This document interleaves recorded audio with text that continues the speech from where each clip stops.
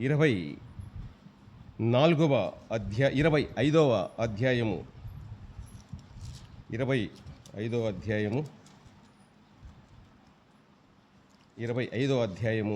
8వ వచనం చదువుకుందామండి. Page number అండి 587, పేజీ నంబర్ 587, యెషయా గ్రంథము 25వ అధ్యాయము 8వ వచనంలోని లేఖనము ఆరాధన సహాయకరంగా చదువుకుందామండి. మరి ఎన్నడూనూ ఉండకుండా మరణమును ఆయన మింగివేయును. ప్రభు అయిన యెహోవా ప్రతివాని ముఖము మీది బాష్ప బిందువులను తుడిచివేయును. భూమి మీద నుండి తన జనుల నిందను తీసివేయును. ఇలాగూ జరుగునని యెహోవా సెలవిచ్చి ఉన్నాడు. యెషయా ప్రవక్త ద్వారా దేవుడు మాట్లాడుతున్న మాట. ఎప్పుడు మాట్లాడాడు అంటే భూతకాలంలో మాట్లాడాడు, క్రీస్తుకు పూర్వం మాట్లాడాడు. వర్తమానంలో ఉన్న నీవు నేను ఈ మాటలను మనము జ్ఞాపకం చేసుకుంటున్నాం. భవిష్యత్ కాలంలో జరిగేది కూడా దేవుడు రాయించి మన కొరకు ఉంచాడు. ప్రకటన గ్రంథంలో భవిష్యత్ కాలంలో ఏం జరగబోతుందో ఒక రాయబడింది. భూతకాలంలో జరిగిన ఈ మాట దేవుడు యెషయా ప్రవక్త ద్వారా మాట్లాడాడు. మరణమును మరెన్నడూ ఉండకుండా మరణమును ఆయన మింగివేయును. ప్రభు అయిన యెహోవా ప్రతి వాని ముఖం మీద బాష్ప బిందువులను తుడిచివేయును. బాష్ప బిందువులు అంటే కన్నీటి చుక్కలు, ఆనంద బాష్పాలు. ఆనందంతో కన్నీరు వస్తుంది, కష్టంలో, బాధలో, ఇబ్బందిలో కూడా కన్నీరు వస్తుందండి. మానవుడు కష్టం వచ్చినా, సంతోషం వచ్చినా కృంగిపోతాడు, పొంగిపోతాడు. ఇది మానవుని యొక్క నైజం. చూద్దామండి, భవిష్యత్ కాలంలో నిజంగా దేవుడు మానవుల యొక్క, ఆయన నమ్ముకున్న వారి యొక్క బాష్ప బిందువులను తుడిచివేయునున్న పదం అక్కడ ప్రకటన గ్రంథంలో మనం గమనించగలం. ప్రకటన గ్రంథము గమనిద్దాం, అక్కడ 7వ అధ్యాయము, అక్కడ గమనిద్దామండి. ప్రకటన గ్రంథము 7వ అధ్యాయము. ఈ మాటలు కూడా ఆరాధన సహాయకరంగా చదువుకుందామండి. పేజీ నంబర్ అండి 232, పేజీ నంబర్ 232, ప్రకటన గ్రంథము 7వ అధ్యాయము 9వ వచనం. మరి ప్రభు యొక్క రొమ్మున ఆనుకున్న శిష్యుడు ప్రభు దిన ముందు ఆత్మవశుడై ఉండగా చూసిన దర్శనము. ఆ మాట కనబడుతుంది.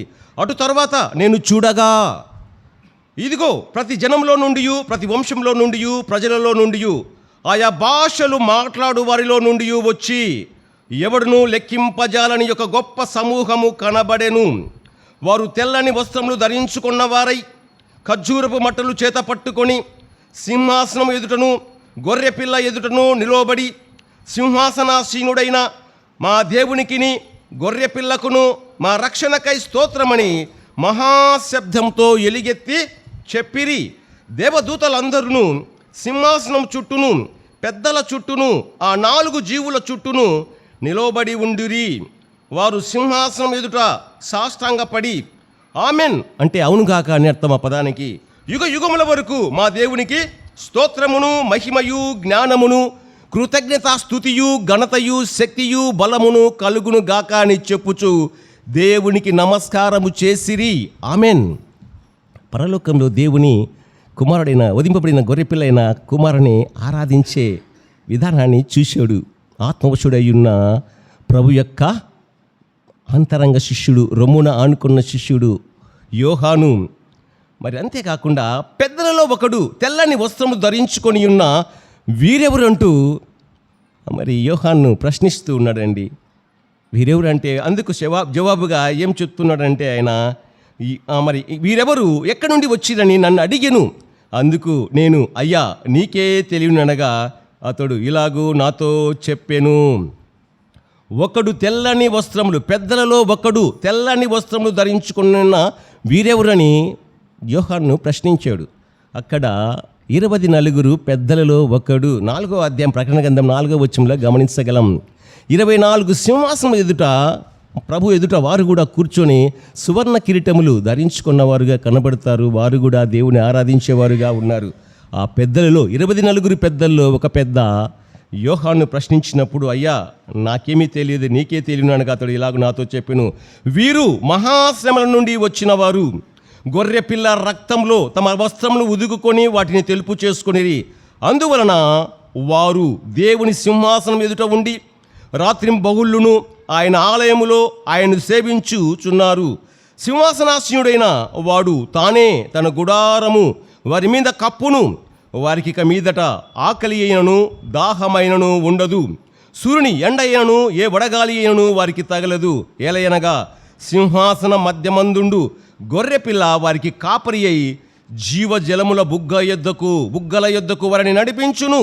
దేవుడే వారి కన్నుల నుండి ప్రతి బాష్ప బిందువును తుడిచివేయును. ప్రకటన గ్రంథంలో మనం చదువుకున్నామండి కదా, గమనించగదా ఆ పదాన్ని కూడా ఇందాక. ప్రభు అయిన యెహోవా ప్రతి వాని ముఖం మీద బాష్ప బిందువులను తుడిచివేయును. ఇక్కడ గమనిస్తున్నామండి, ఇది భూతకాలంలో చెప్పిన మాట. భవిష్యత్ కాలంలో ఆ రీతిగా ప్రతివాని మరి ముఖం మీద ఉన్న బాష్ప బిందువులు తుడిచివేస్తాడన్న పదాన్ని మనము గమనిస్తున్నామండి. గొర్రెపిల్ల వారికి కాపరి అయి జీవజలముల బుగ్గల యొద్దకు వారిని నడిపించును అని చూస్తామండి. గొర్రెపిల్ల అన్న పదం 2-3 సార్లు మనం చూసాం. ఇదే ప్రకటన గ్రంథంలో ఇందాక మనం చదువుకున్న పదాలలో గొర్రెపిల్ల. ఎవరా గొర్రెపిల్ల? మనం గమనిస్తే యేసు క్రీస్తు ప్రభు లోకంలో శరీరధారి అయి ఉన్న దినాలలో యోహాను రాసిన సువార్త 1వ అధ్యాయము 29వ వచనంలో వ్రాయబడ్డ మాట, మరనాడు యోహాను యేసు తన యొద్దకు రాగా చూచి, ఇదిగో లోక పాపమును మోసుకొని పోవు దేవుని గొర్రె పిల్ల అని అంటాడు. అక్కడ లోక పాపములు అని లేదు కానీ లోక పాపము. ఏది పాపము? యోహాను రాసిన మొదటి పత్రిక 3వ అధ్యాయం 4వ వచనం కింది భాగంలో మనం గమనిస్తే ఆజ్ఞ అతిక్రమమే పాపము అని వ్రాయబడింది. ఆజ్ఞ అతిక్రమమే పాపము. ఎవరు ఆజ్ఞ అతిక్రమించారు?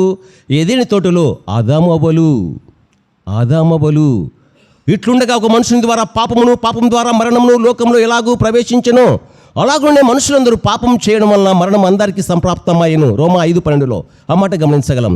అదే యోహాను రాసిన మొదటి పత్రిక 5వ అధ్యాయము 17వ వచనంలో సకల దుర్నీతియు పాపముని వ్రాయబడింది. సకల దుర్నీతి, ఆజ్ఞాతిక్రమం పాపము, సకల దుర్నీతి కూడా పాపము. ఇదిగో లోక పాపమును మోసుకొని పోవు దేవుని గొర్రెపిల్ల అని మనము గమనించామండి. దేవుని గొర్రెపిల్ల. ఎలాంటి దేవుని గొర్రెపిల్ల? మనం గమనిస్తే భక్తుడు పేతురు రాసిన మొదటి పత్రిక 1వ అధ్యాయం 19వ వచనం కింది భాగంలో మనం గమనించగలం. 2వ భాగంలో నిర్దోషమును నిష్కలంకమునగు గొర్రెపిల్ల వంటి క్రీస్తు అని రాయబడింది. అక్కడ ఇంకా పదాలు ఉన్నాయి, మనకు కావలసిన వచనాలే మనం చదువుకుంటున్నాం. నిర్దోషమును నిష్కలంకమునగు గొర్రెపిల్ల వంటి క్రీస్తు గొర్రెపిల్ల అయిన క్రీస్తు. మనం గమనిస్తున్నామండి ఈ పదాలన్నీ కూడా. మనం మరొక మాట మనం గమనించగలం. ఇక్కడ రాయబడ్డ మాటలోనే 25వ అధ్యాయం మనం చదువుకున్నాం 8వ వచనంలో. ఇక్కడ దేవుడు భూమి మీద నుండి తన జనుల నిందను తీసివేయును అన్న పదాన్ని చదువుకున్నాం. భూమి మీద నుండి తన జనుల నిందను తీసివేయును. మరి దావీదు కీర్తనాకారుడు, రాజు, మరి ఆత్మ వశుడై పరిశుద్ధాత్మ చేత మరి దేవుని మూలంగా పలికి రాయబడ్డ మాట 22వ అధ్యాయం 6వ వచనంలో ప్రవచనం అన్నమాట. అది కూడా దావీదు కూడా ప్రవచించాడు. ఆ ప్రవచనం ఏమని?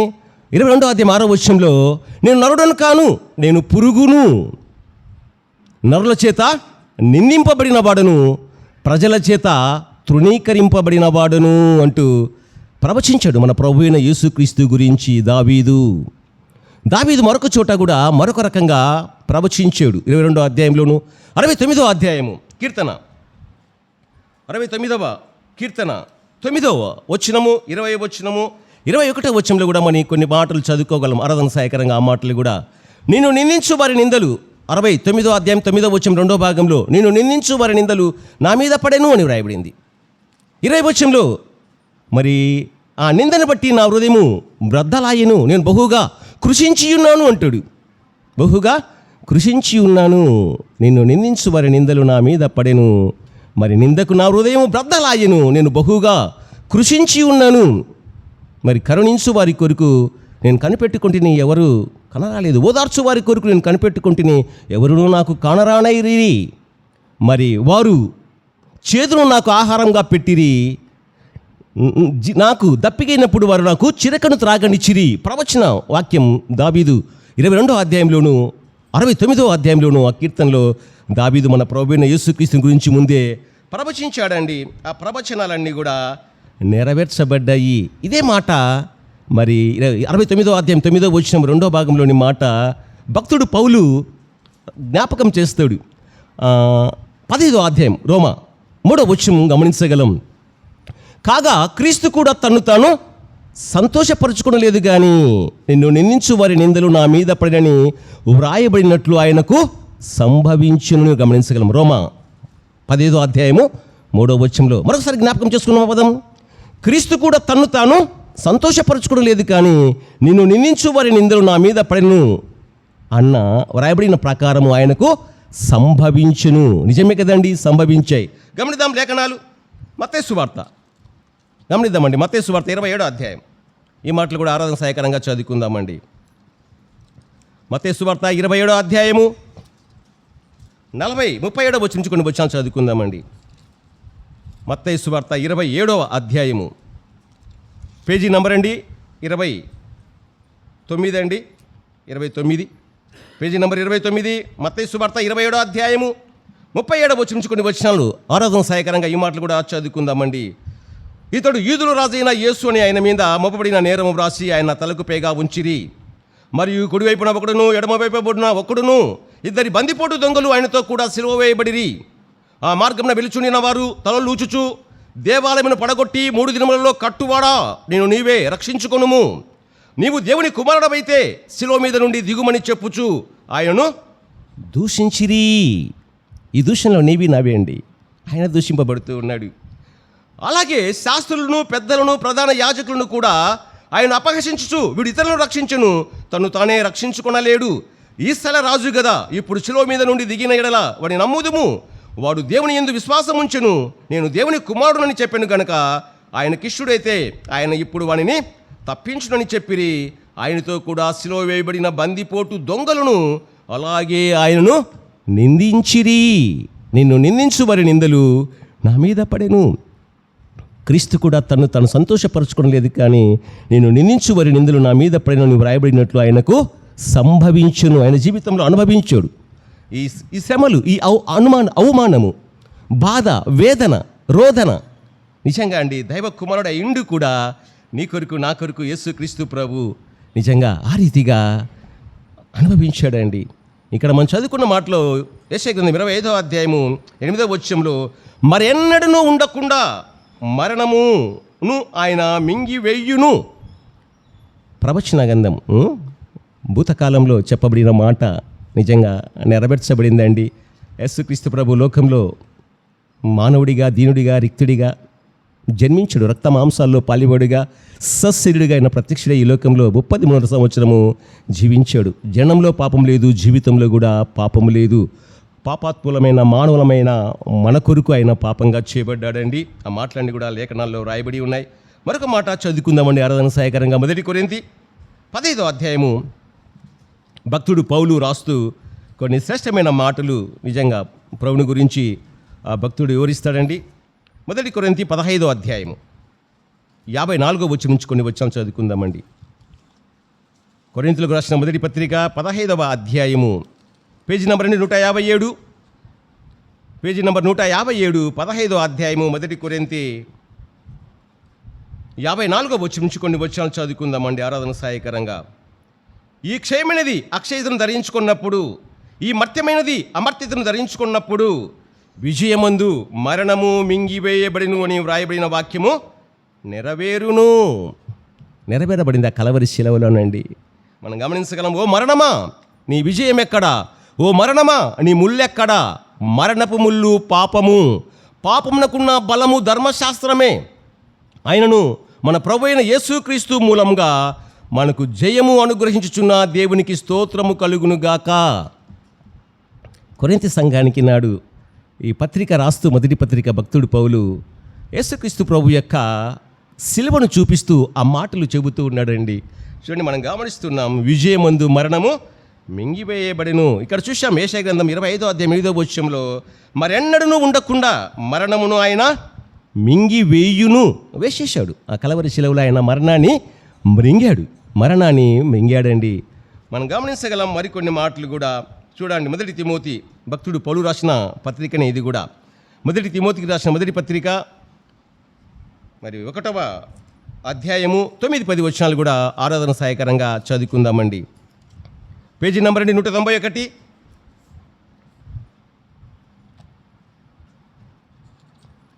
గమనించండి, 2 తిమోతి అండి, 1 తిమోతి కాదు.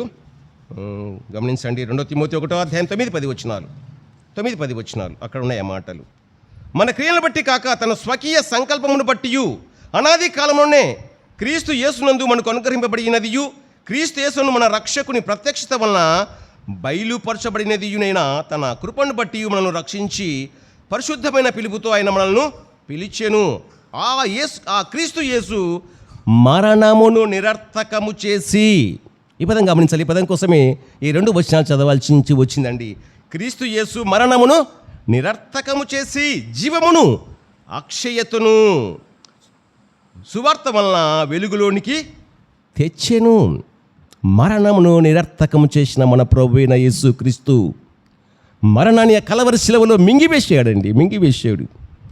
మరి భక్తుడు పౌలు, నేను నిందించు వారి నిందలు నా మీద పడినన్న మాట దావీదు ఆ మాటలు రాశాడు. అదే మాట భక్తుడు పౌలు కూడా రోమపత్రిక 15వ అధ్యాయం 3వ వచనంలో, క్రీస్తు కూడా తన్ను తాను సంతోషపరచుకొనలేదు కానీ నేను నిందించు వారిని నిందలు పడెను అని వ్రాయబడినట్లు ఆయనకు సంభవించెను అని భక్తుడు పౌలు రోమపత్రికలో 15వ అధ్యాయం 3వ వచనంలో మాట రాస్తూ మరొక చోట మరొక రకంగా రాస్తాడు. అదే పదం కానీ మరొక రకంగా డిఫరెన్స్గా రాస్తాడు లేఖనం. చూస్తే హెబ్రీ పత్రిక 12వ అధ్యాయము 2వ వచనం 5వ భాగంలో ఈ విధంగా రాయబడింది. ఆయన ఎవరు? యేసుక్రీస్తు తన ఎదుట ఉంచబడిన ఆనందం కొరకై అవమానమును నిర్లక్ష్యపెట్టి సిలువను సహించెను. ఏమైనా పాపం చేశాడా, ఏమైనా నేరం చేశాడా అంటే ప్రభు లేదు అని పరిశుద్ధ గ్రంథంలో అనేకులు పిలాతు భార్య చాలామంది ఆయనలో దోషము లేదని చెప్పారు. కానీ నీ కొరకై నా కొరకై దోషిగా చేయబడ్డాడండి. మనం గమనించాం 22వ అధ్యాయం కీర్తన మనం గమనిస్తే అక్కడ 22వ కీర్తనలో మరి 6వ వచనంలో నేను నరుడను కాను, నేను పురుగును అంటున్నాడు. మనం గమనిస్తే యెషయా గ్రంథం 41వ అధ్యాయం 14వ వచనంలో పురుగు వంటి యాకోబే పురుగైతే మరి నీవు నేను అంతకంటే చూడడానికి అసహ్యమైన పురుగులము నీవు నేను. వాస్తవమండి. పురుగు వంటి యాకోబు, యెషయా గ్రంథం 41వ అధ్యాయం 14వ వచనంలో మాట వ్రాయబడింది. పురుగు వంటి యాకోబు. మనం కూడా పురుగులమేనండి. ఏ పురుగులము? గొంగలి పురుగులము. చూసామా గొంగలి పురుగు ఎలా ఉంటుందో? అది చూడడానికి అసహ్యకరంగా ఉంటుంది. గొంగలి పురుగు లాంటి మన బ్రతుకులను సీతాకొక శిలకల అందమైన రూపము, అందమైన సౌందర్యము, మరి ప్రాకే వారిలా కాకుండా ఎగిరే వారిలా పురుగు ప్రాకుతుంది నేల మీద. అదే ఆ గొంగలి పురుగు సీతాకొక శిలకగా రూపాంతరం చెందిన తర్వాత అది నేల మీద ప్రాకదు, ఆకాశంలో ఎగురుతుంది, గాలిలో ఎగురుతుంది. అలా నిన్ను నన్ను ఉండాలని, నిన్ను నన్ను మనందరినీ కూడా మార్చాలని, నేను నరుడను కాను, నేను పురుగును అన్నాడు యేసుక్రీస్తు ప్రభు. ఆ మాట దావీదు రాశాడండి. నిజంగా పురుగు లాంటి మన స్వభావాన్ని మార్చాలని, మన స్వరూపాన్ని మార్చాలని, మనకు ఆధిక్యతనివ్వాలని ప్రభు ఆ కలవరి శిలువలో గొంగలి పురుగుగా మారిపోయాడు. చూశాం కదండి. నేను నరుడను కాను, పురుగును, నరుల చేత నిందింపబడిన వాడును, జనుల చేత తృణీకరింపబడిన వాడును. యెషయా గ్రంథంలో కూడా కొన్ని మాటలు ఉన్నాయి. ఇక్కడ చదువుకొని ముందుకు సాగుదామండి. యెషయా గ్రంథం 53వ అధ్యాయం గమనిద్దాం. అక్కడ కొన్ని మాటలు చక్కని మాటలు. భక్తుడు మరి ప్రవక్త ఈ మాటలు రాశాడు. ఆయన ధవలవర్ణుడు, రత్నవర్ణుడు, 10,000 మంది పురుషులలో ఆయన గుర్తింపవచ్చండి. అటువంటి ఆయన మన ప్రభు, మన రక్షకుడు, మన ప్రియుడు, మన వరుడు, మన ప్రాణనాథుడు ఆ కలవరి శిలువలో సొగసును స్వరూపాన్ని కోల్పోయాడండి. 53వ అధ్యాయము మనం గమనించాం. పేజీ నెంబర్ అండి 614. పేజీ నెంబర్ 614 2వ వచనం. లేత మొక్కబలను, ఎండిన భూమిలో మలిసిన మొక్కబలను అతడు ఆయన ఎదుట పెరిగెను, అతనికి స్వరూపమైనను సొగసైనను లేదు, మనం అతన్ని చూసి అపేక్షించినట్లుగా అతని యందు స్వరూపము లేదు. అతడు తృణీకరింపబడిన వాడాయను, మనుషుల వలన విసర్జింపబడిన వాడును, వ్యసనాక్రాంతుడుగాను, వ్యాధిని అనుభవించిన వాడుగాను, మనుషులు చూడనొల్లని వాడుగాను ఉండెను. అతడు తృణీకరింపబడిన వాడు గనుక మనం అతనిని ఎన్నిక చేయకపోతిమి.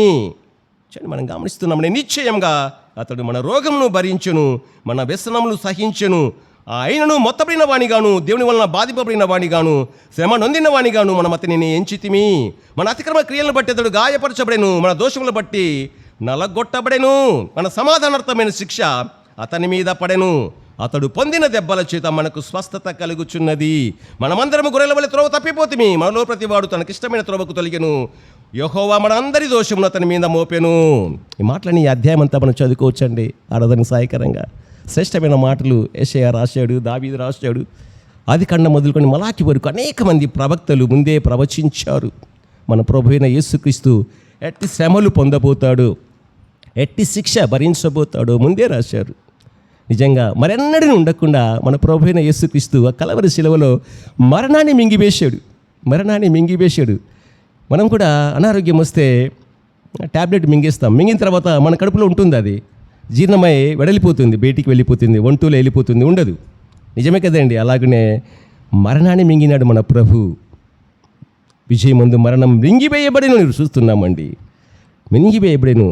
మరణం మింగిన యేసుక్రీస్తు ప్రభు మనకు రావలసిన శిక్ష ఆయన భరించాడు. మన స్వరూపాన్ని మనకు సొగసును స్వరూపాన్ని ఇవ్వడానికి యేసుక్రీస్తు ప్రభు కలవరి శిలువలో సొగసును స్వరూపాన్ని కోల్పోయాడు. పురుగులా మారిపోయాడు, పాపిలా మారిపోయాడు, అక్రమార్కులో ఒకటిగా ఎంచబడ్డాడు. నీ కొరకై నా కొరకై యేసుక్రీస్తు ప్రభు కలవరి శిలువలో నిలువెల్లా గాయపరచబడ్డాడు. ఆ శిక్ష నీది నాది మనది, ఆ నింద నీది నాది మనది. కానీ మన పక్షాన వకాల్తా పుచ్చుకొని మధ్యవర్తిగా, జామీన్కర్తగా, పూటకాపుగా మారిన ప్రభువు ఎందుకు అంత ప్రేమ చూపాడు? క్రీస్తు కూడా మిమ్మును ప్రేమించి, దేవుడు లోకమును ఎంతో ప్రేమించి, యోహన్ రాసిన సువార్త 3:16 ఎఫెసీయులకు రాసిన పత్రిక 5:2 క్రీస్తు కూడా మిమ్మును ప్రేమించి, తండ్రి ప్రేమించాడు, తనయుడు ప్రేమించాడు. తండ్రి ప్రేమించి తండ్రిని ఈ లోకానికి పంపాడు. తనయుడైన యేసుక్రీస్తు ప్రభు ఈ లోకానికి వచ్చి మన కొరకై, మన పాపాల కొరకై తన ప్రాణాన్ని అడ్డేశాడు. మనకు పడాల్సిన శిక్ష తాను భరించాడు. మన కొరకై మన పాప భారం అంతా మోసాడు. మన కొరకై నిలవెల్లా గాయపరచబడ్డాడు, అవమానం పొందాడు. మన ఆత్మీయ దిగంబరత్వాన్ని కప్పడానికి కలవరి శిలువలో యేసుక్రీస్తు ప్రభు అర్ధనగ్నంగా ప్రదర్శింపబడ్డాడు. లేఖన ప్రకారం యేసుక్రీస్తు ప్రభు మన పాపముల నిమిత్తం మృతి పొందెను. 1 కొరింథీ 15:3 3వ భాగంలో మాట వ్రాయబడింది. 4వ లేఖన ప్రకారం యేసుక్రీస్తు ప్రభు 3వ దినమున లేపబడెను. ఆయన చావును సమాధిని జయించి తిరిగి లేచాడు. ఆయన సమాధిలో లేడు, ఆయన సజీవుడు. మనం ఆరాధించే దేవుడు సజీవుడు, మృతుడు కాడు. ప్రకటన గ్రంథంలో కూడా గమనించగలం 1వ అధ్యాయంలో, నేను మొదటి వాడను కడపటి వాడను, ఇదిగో మృతుడనైతిని కానీ ఇదిగో యుగములు సదాకాలం సజీవుడనై ఉన్నాను అంటాడు ప్రభు. ఆయన సజీవుడు. కేవలము యేసుక్రీస్తు ప్రభు యొక్క శిలువ సువార్త విని హృదయంలో విశ్వసించి నోటితో పాపాలు ఒప్పుకోవడం ద్వారా మన పాపాలకు క్షమాపణ. ఆయన హృదయ దారుల చేత నిన్ను నన్ను మనల్ని కడిగి పరిశుద్ధులుగా, నీతివంతులుగా తీర్చిదిద్దాడు. ఆత్మచేత ముద్రించాడు, ఆత్మను సంచకరువుగా ఇచ్చాడు. మనం ఈ లోకంలో మన అమ్మ నాన్న మన భారాన్ని మోయరు, కానీ ముదిమి వచ్చు వరకు ఆయన తన చంకన పెట్టుకుంటాడు. మన భారాన్ని మోసేవాడుగా ఉన్నాడు. ఆయన పాపభారమే కాదు, మన భౌతిక శరీరం యొక్క భారాన్ని కూడా మోసేవాడు ఉన్నాడు. కష్టంలో, నష్టంలో, ఇబ్బందిలో, వ్యాధిలో, బాధలో పరామర్శించడానికి నేనున్నాను అని భరోసా ఇచ్చే దేవుడు ఉన్నాడండి మనకు. నీ చింత యావత్ ఆయన మీద వేయమంటాడు. ఈ లోకంలో ఎవరు లేరు ఆయనలా ప్రేమించేవారు, ఆయనలా ఆదరించేవారు. ఆయన శాశ్వతుడు కాబట్టి ఆయన మనం ఈ లోకంలో ఉన్నంత వరకు, ముదిమి అంటే ముసలితనం వచ్చు వరకు ఆయన మనల్ని ఎత్తుకొని లాలించి, పాలించి, పోషించి, రక్షించి, సంరక్షించి, ఆదరించేవాడుగా ఉన్నాడు. మరి రక్షణ పొందిన నాటికి నీ బ్రతుకుల్లో, నా బ్రతుకుల్లో, మన కుటుంబాలలో, నీ కుటుంబంలో, నా కుటుంబంలో అనేకమైన మేలు చేశాడు. ఆయన చేసిన మేలులకు, ఉపకారాలకు ఏమి ఇవ్వలేం. ఏమిచ్చినా ఎప్పటికీ రుణస్థులమే కనుక విరిగి నలిగిన హృదయంతో, పశ్చాత్తాప హృదయంతో మన ప్రభు అయిన యేసుక్రీస్తును ఆయన కలవరి శిలువలో పడ్డ శ్రమలను తలపోసుకుంటూ మనసా భాషా కర్మాన ప్రభుని స్తుతిద్దాం, గణపరుద్దాం, మహిమపరుద్దామండి. స్తుతులు చెల్లించుకుందామండి.